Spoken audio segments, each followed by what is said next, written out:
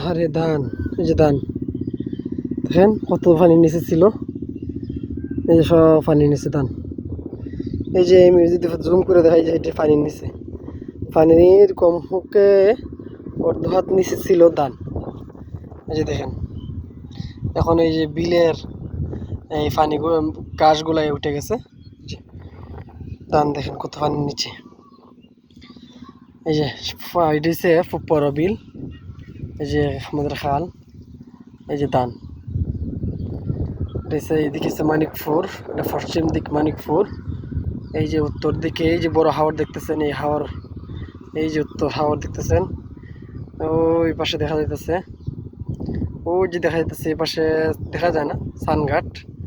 এবং আপনার এদিকে বাগদার আছে, এদিকে বাগদার আছে, আর এদিকে হচ্ছে আপনার খারাখারুল, তারপরে আপনার খারাখারুল, তারপর হচ্ছে উলুয়া, ফতেপুর, এদিকে লালপুর শানপুর আছে, এই যেটা আমরা মশপুর। এখানে যে সমস্যা রয়েছে, আমাদের যে একটা খাল আছে, এই খালটা আগে অত্যন্ত প্রশস্ত ছিল, এখন এটা ছোট হয়ে গেছে, দুইটা নাও ফাঁস হয় না।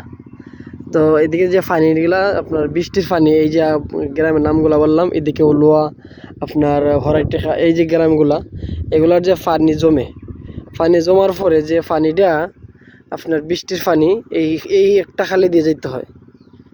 এই যে উলুয়া, আপনার সেনারখান্দি, আপনার হরাইটেখা, মানকিয়া, এই যে বৃষ্টির পানিগুলা এই দিকে আসে, আসার পরে এই দিক থেকে আপনার এই হাওরে দিয়ে যায়। তো হাওরে আসতে এই যে খালটা, এই যে খালটা দেখতেছেন, এই দিকে আবার একটু বড় আছে, ওই পাশে ছোট, এই পাশে গিয়েও আবার ছোট, মানে দুই পাশ থেকে জমির কিনানটা এগুলোকে ছোট করে ফেলছে। কিতা করছে আপনার গর্ত করছে, এরপর আপনার যে খালের যে ফার, এই ফারটা খাইটা জমিন বৃদ্ধি করেছে, যার কারণে এটা পানি প্রবাহিত কম হয়। তো আপনারা যদি আপনার যারা ঊর্ধ্বতন কর্মকর্তা আছেন, এরা যদি একটু নজরে আনেন এবং আমাদের খালটা পুনরায় খনন করেন, যে খালটা আছে এটা অনেক সময় মাঝে মাঝে নৌকা লেগে যায়। তো যে এই খালটা যদি খনন করা হয় তাহলে পানি দ্রুত নিষ্কাশন হতে হবে, এবং আমাদের আমাদের এই জমিনগুলো এভাবে পানির নিচে ডুবিয়ে যাবে না, তলিয়ে যাবে না।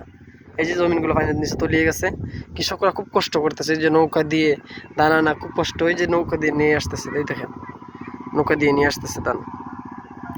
তো আমরা যারা এই এই কাজে আপনার আমাদের প্রধানমন্ত্রী তারেক রহমান বলছেন যে খাল খনন করা ওনার প্রেসিডেন্ট জিয়াউর রহমানের একটা ঐতিহ্য, একটা কাজ ছিল।